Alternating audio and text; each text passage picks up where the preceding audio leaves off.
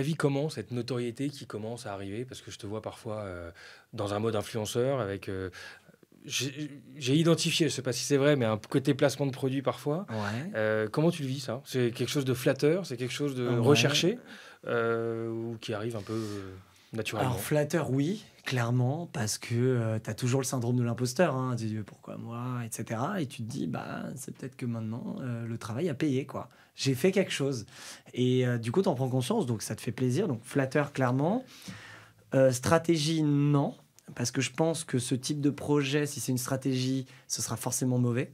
Hem, c'est un peu quand tu cherches, tu trouves pas les c'est un peu comme quand tu as absolument besoin de faire d'argent, tu vas pas faire les Si bons c'est ton choix. driver, ça va pas être ouf. Ouais. Exactement. Alors que si tu le fais par autre chose, bah, en général, ça vient plus vite, plus fort. Hem, non, écoute, donc oui, en effet, ça je pense que ça fait depuis 2 ans, 2 3 ans que je fais un peu d'influence sur LinkedIn, sur Insta et même autres, enfin dans d'autres types de manières. Donc j'aime bien, ça me plaît. Je trouve ça cool parce que du coup, j'en ai pas non plus 1000, donc tu peux choisir. Je trouve ça marrant de co-créer quelque chose. Comme je suis un fan de communication et que moi j'ai souvent utilisé l'influence pour faire de la com avec d'autres, du coup je comprends la strat et du coup souvent quand on me file le brief, bah, en fait, je deviens non plus juste la personne influente, mais je participe au brief et je donne plein d'idées et je participe à l'OP.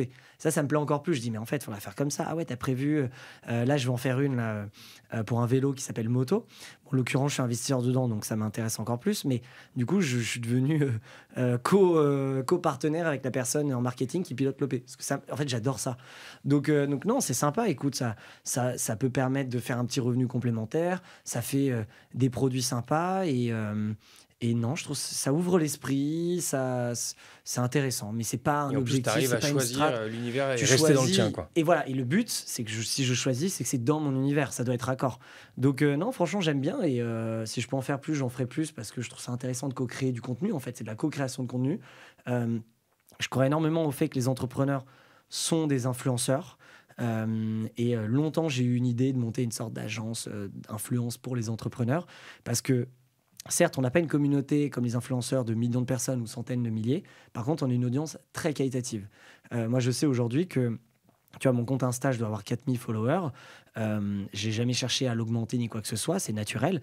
Mais je sais que mon audience, elle est très, très quali. Et donc, du coup, pour une marque, peu importe laquelle, je sais que je peux apporter Un une vraie segment plus-value, précis. un segment précis. Et donc, du coup, je pense que si tu prends tous les entrepreneurs avec leurs forces et leur réseau, tu peux faire quelque chose, mais c'est déjà en train d'arriver, hein, mais ça devrait être plus. Donc non, j'aime bien, je trouve ça intéressant et je le vis du coup très bien, quoi. C'est cool. Après, faut pas se perdre. Faut pas avoir le goût, faut pas prendre trop le goût et il faut pas en faire trop parce que pareil, ton audience va aussi juger de manière différente. Tu Donc peux peut-être j'essaye de. saturer ton audience Tu aussi. peux saturer parce qu'en plus, moi j'ai beaucoup d'annonces à faire tout le temps, donc du coup, faut pas que je sature de placement de produits, quoi. Donc j'essaye de le placer dans mes annonces, ça c'est encore mieux, tu vois. Bon, canon. Et ton univers, justement, moi, je l'associe un peu au haut de gamme. Tout n'est pas haut de gamme chez Kimono, mais Ouais. je trouve que Ouais. ton univers est un peu lié à ça. Et il y a un changement qui est en train de s'opérer chez Kimono, là. Justement, un passage vers le haut de gamme, Ouais. avec un certain nombre de codes Ouais. que vous avez pris qui vous permettent, soit par la Ouais. couleur, soit par la matière, soit par la com, soit par les mannequins aussi qui sont Ouais, utilisés, ouais, de ouais, changer. c'est vrai. Pourquoi ce changement maintenant? Et quels sont les leviers que tu as utilisés pour t'aider à aller vers ce positionnement que tu cherches? Yes, donc du coup, c'est bien, c'est-à-dire qu'on a fait du bon boulot, si tu as remarqué. Donc pourquoi? Donc en effet, le but, c'est d'être premium. Moi, j'aime bien dire qu'on tend à être le Apple du B2B. J'aime bien cet esprit, dans le côté épuré. On aimerait que les choses soient beaucoup plus épurées, plus premium. Ça ne veut pas dire chic, ça ne veut pas dire corpo, c'est plus haut de gamme, comme tu l'as dit. Casser les codes d'être une start-up. Donc, on a enlevé beaucoup de couleurs. On essaye ouais, d'être plus premium. Donc ça, c'est la dynamique qui est prise depuis quelques mois maintenant et qu'on a vu sur nos réseaux, sur le site, sur des presses, des decks, etc., qu'on essaye d'évoluer. Et on trouve ça 1000 fois mieux. Donc c'est là où tu te dis, c'est marrant parce que c'est juste une question de maturité et d'entreprise. Pourquoi on le fait? C'est que justement aujourd'hui Kimono a un certain stade, qu'aujourd'hui bah, on tend à être très très gros. Et pour être très très gros dans le positionnement, ce ne sera pas en mode startup, en mode jeune, cool. Ça ne veut pas dire ne pas perdre son agilité et ce côté cool justement, mais c'est de pouvoir parler à un public différent. tu vois, on a une stratégie grand compte qui arrive. Le but, c'est d'aller adresser tout le CAC 40. Bah, tu vas pas en mode yo startup, quoi. Ok.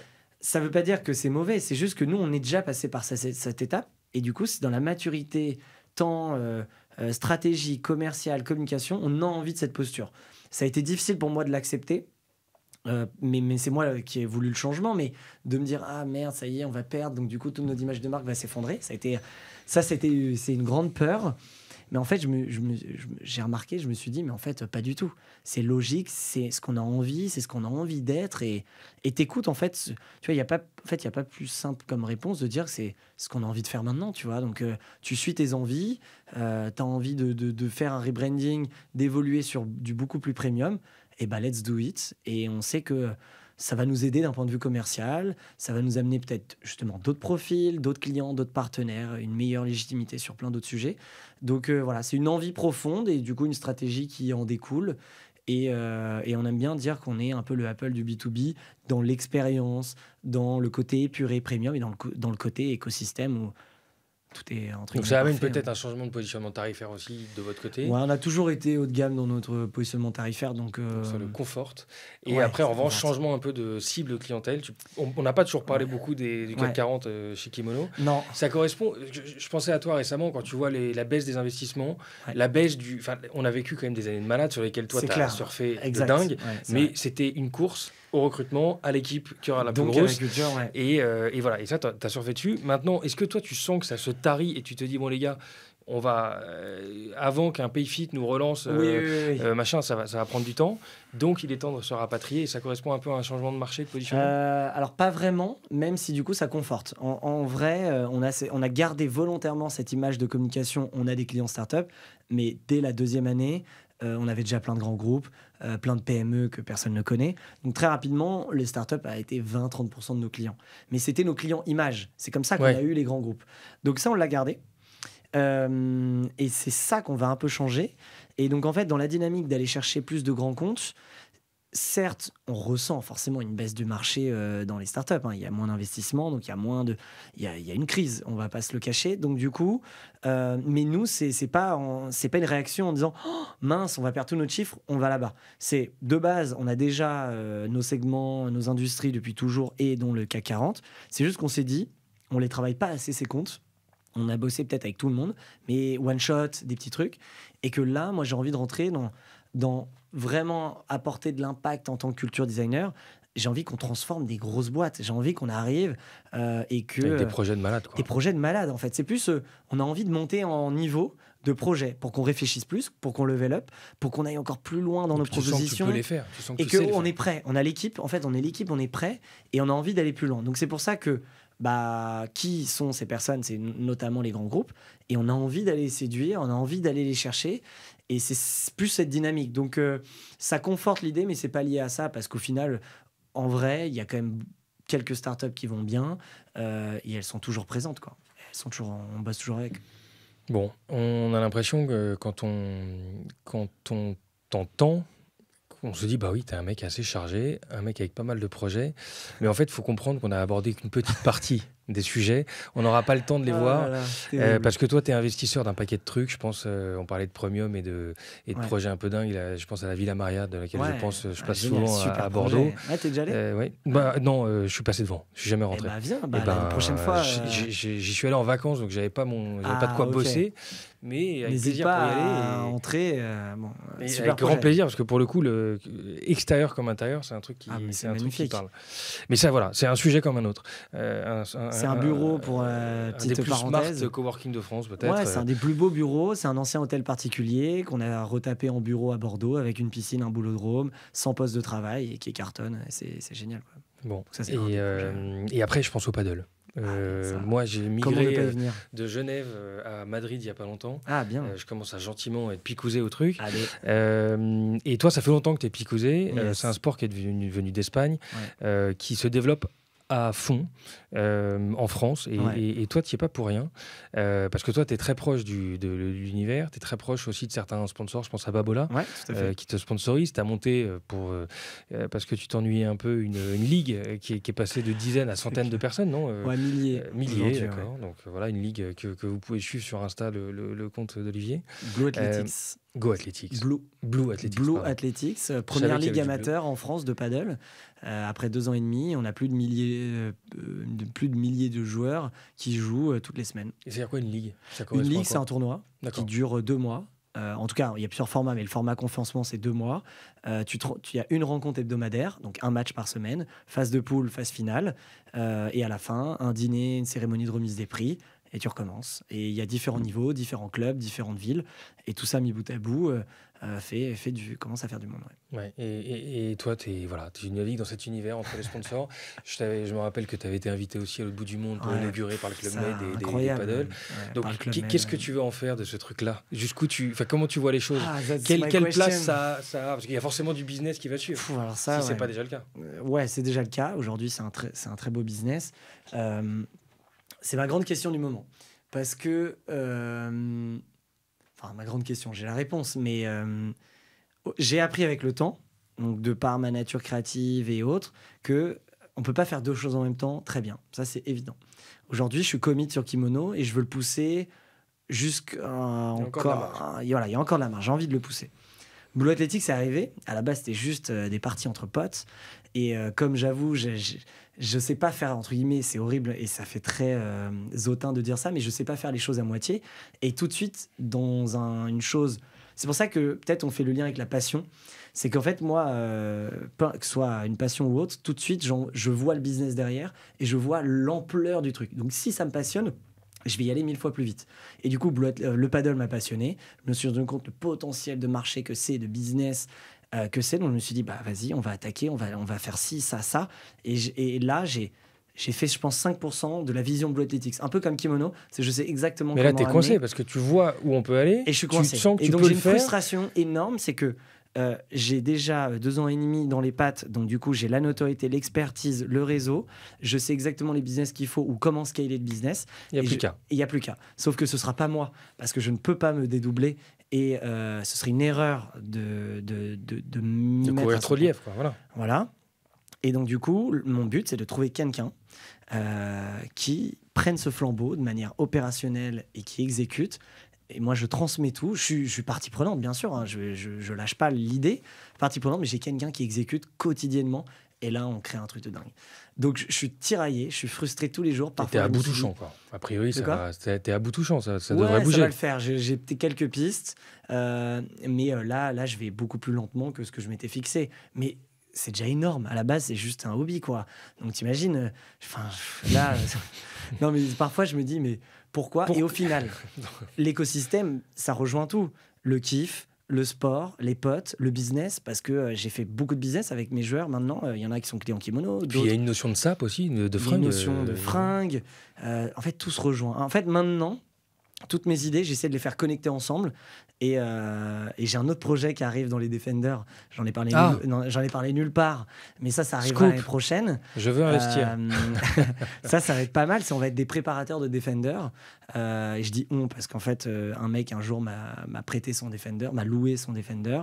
Et c'est quelqu'un qui est dans l'armée, qui touche la mécanique comme personne.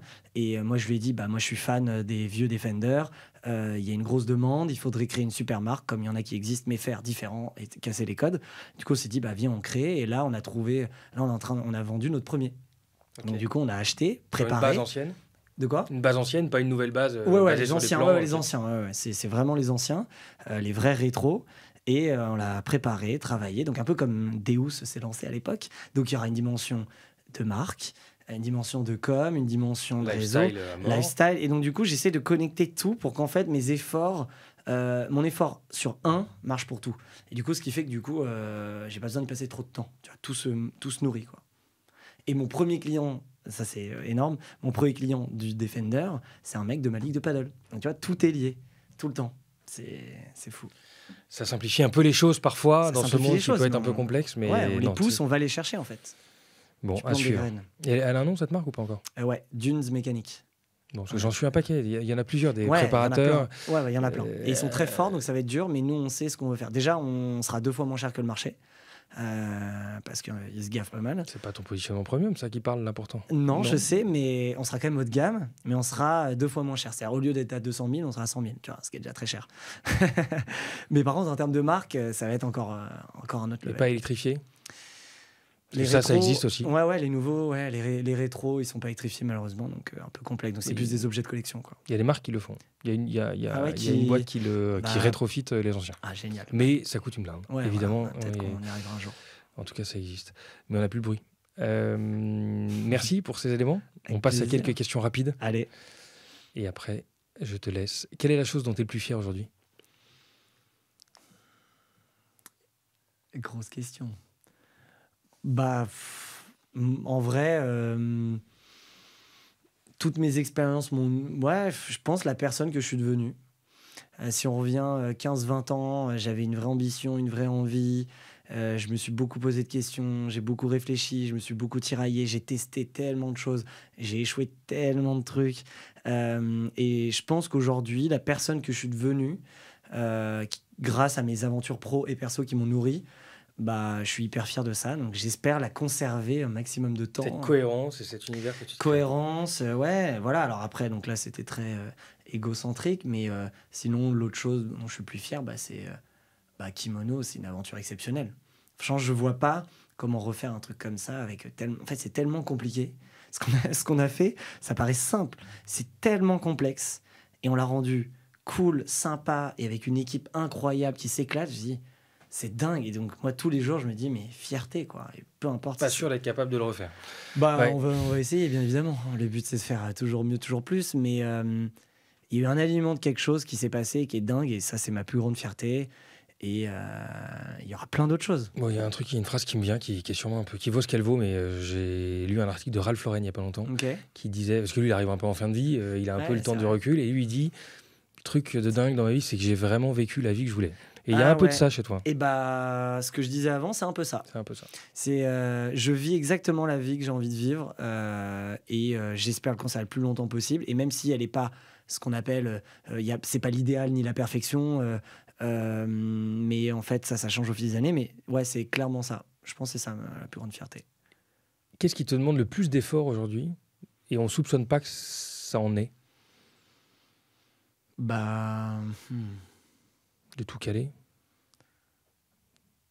Ouais, mais ça, maintenant, je me suis mis en mode machine, donc ça fait partie de mon emploi du temps, c'est tout caler. Ma vie, c'est tout caler, donc du coup, c'est assez simple pour le coup. Sinon, je ferais pas tout ça. Parce que t'as pas d'enfant. Exact. J'ai pas d'enfant. Mais en fait, j'arrive à tout faire, et donc du coup, c'est pas trop un effort pour moi d'organiser, créer, communauté. Non, un effort dont on soupçonne pas. Ouais, je pense avoir ce mindset rigoureux dont je te parlais. Ouais. Et d'être ultra calé, ultra préparé, rigoureux, c'est pas mon plus fort. Enfin, c'est pas mon. Ouais, c'est pas ma. Donc, ça, pour moi, c'est un effort d'être à ce niveau-là, mais je me l'inflige positivement parce qu'il n'y a pas de. On n'y arrivera pas sans, quoi. Donc, dans ces routines que tu t'imposes, il y a des choses qui sont intéressantes en termes d'orga, d'agenda, de routine, de discipline que tu suis qui font que tu arrives à tout faire rentrer. Ouais, mon agenda, dans ma semaine, il n'y a aucune surprise. Dans ma structure d'agenda qui évolue à peu près tous les 6 mois, justement en fonction des avancées. Mais et en fait, c'est ça qui me fait tenir. Donc, tu vois, le lundi, donc déjà, un truc nouveau, ça. J'ai pas de meeting le matin. Plus du tout de meeting le matin. Ça a changé ma vie. Parce que toi, tu es plus productif seul le matin. Ouais, ou en fait, j'avais des journées où j'étais full meeting et rebelote le lendemain. Donc en fait, entre-temps, il y a plein de choses à faire. Mon WhatsApp explosait, mes mails explosaient. Comment tu gères ? Donc du coup, tu rentres, tu travailles jusqu'à pas d'heure. Donc en fait, c'est mon moment pour être créatif et à jour surtout. À jour, je me mets à jour et je bosse. Le lundi, l'après-midi, c'est que mes kick-offs avec tous mes managers. Donc que Kimono Focus. Mardi matin, pas de rendez-vous. Mardi, c'est rendez-vous team, client, partenaire, fournisseur, Kimono. Mercredi, c'est pour ça qu'on est un mercredi aujourd'hui, c'est tout ce qui est autre, podcast, meeting qui n'est pas lié directement au business, des rencontres, un déjeuner, Ou sinon, j'ai pas trop de meetings et du coup, je peux avancer tranquillement. Mais du coup, j'ai mis des couleurs à mon agenda. Donc, le mercredi, c'est jaune. Et c'est tout ce qui est jaune. C'est des trucs en plus qui servent au business. Extérieur. Qui ne sont pas du travail en tant que tel, mais qui ont de l'impact. Ça, c'est mercredi. C'est pour ça que les podcasts, c'est toujours les mercredis. Jeudi matin, pas de meeting. Jeudi après, full kimono. Et vendredi, c'est freestyle. Tout est possible. Une journée, pas de règles. Donc non, il y a une discipline et dans mes mails, j'ai une discipline. Dans mon téléphone, j'ai une discipline.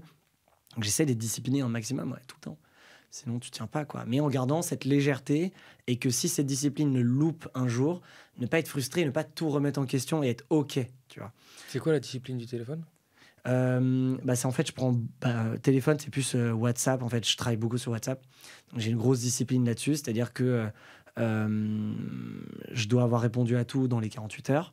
Je prends énormément de notes tout le temps. J'en ai pris, je sais pas, tu vois, aujourd'hui j'en ai pris déjà 10. Sur quoi comme outil, toi, t'es sur Une note iPhone, classique. Note jaune. Et la discipline, c'est que toutes ces notes, pour pas qu'elles soient oubliées, je dois les traiter, en fait, avoir une action, parce qu'à chaque fois, ça vient d'une vraie pensée. Et donc, du coup, je les traite, je delete. Et donc, du coup, le but, c'est que j'ai le moins de notes possible au quotidien. Bon. Est-ce qu'il y a une boîte que tu aurais aimé monter, que tu vois se développer en ce moment, et tu dis, celle-là, j'aurais bien aimé la... Il doit y avoir 500, mais... Ouais, j'avoue. Iconic House, mais je le lance avec Kimono. Donc ça sera différent, mais Iconic House, ça me parle carrément. J'aime beaucoup, c'est une boîte que j'aurais aimé monter. Mais on se retrouve avec Kimono House, donc on est bon. Une boîte, il y en a beaucoup.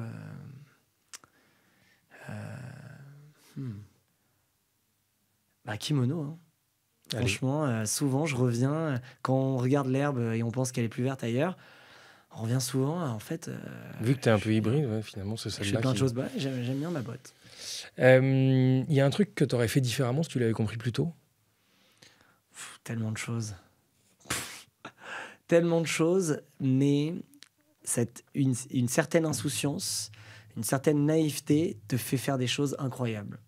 Et de tout savoir... Si on reprend la dimension de risque, tu vois, aujourd'hui, on a une gestion financière vraiment parfaite. Si on l'avait eu au début, je pense qu'on ne serait pas le kimono aujourd'hui. Parce que le temps d'avoir eu, exactement le budget pour, les finances pour, on n'aurait pas pris tous ces risques. Ça se trouve, kimono n'aurait qu'un métier aujourd'hui. On aurait dit, non, il faut attendre d'avoir 6 ans, être le premier, le leader sur le textile. Honnêtement... tout, mais j'ai pas... Enfin, alors, bien sûr, j'apprends de mes erreurs. Il y a eu beaucoup sur le recrutement. On a énormément appris, qu'on ne refera plus du tout et qu'on ne fait plus, qui a quand même aussi changé drastiquement l'équipe et la manière de voir les choses. Mais ce qui me fait le plus peur pour plus tard, pour ma prochaine boîte, c'est est-ce que j'aurai cette même naïveté, cette même insouciance sur certains points qui vont te permettre c'est du pari, permettre de réussir. C'est comme au poker, t'as bluffé, t'es passé. Est-ce que en ayant connaissance de tout, tu bluffes autant parce que le bluff aide à passer. Parce que si le bluff passe pas, ok, peut-être tu perds. C'est de l'audace, de l'insouciance que tu perds. C'est ça. Et ça, comme je deviens de plus en plus mesuré, maîtrisé, parce qu'on a beaucoup plus de responsabilités et c'est sain, genre ça me plaît. Est-ce que dans une autre aventure où il faudra aller tout casser, genre encore, je pense que oui, mais peut-être ce sera à une échelle tellement plus haute qu'il faudra y passer, quoi. Donc non, tout en vrai. Tout. Bon, je sais que tu as vaincu un peu ta peur de l'avion en faisant une énorme teuf en 2019 dans un avion. Il y avait peut-être un peu de lien. Donc moi, je l'ai raté, cette teuf-là. J'ai raté la teuf des 5 ans. Oh là là. Elle est quand la prochaine ? J'aimerais bien ne pas la rater, mais ce sera un autre sujet. Il y en a une de prévue.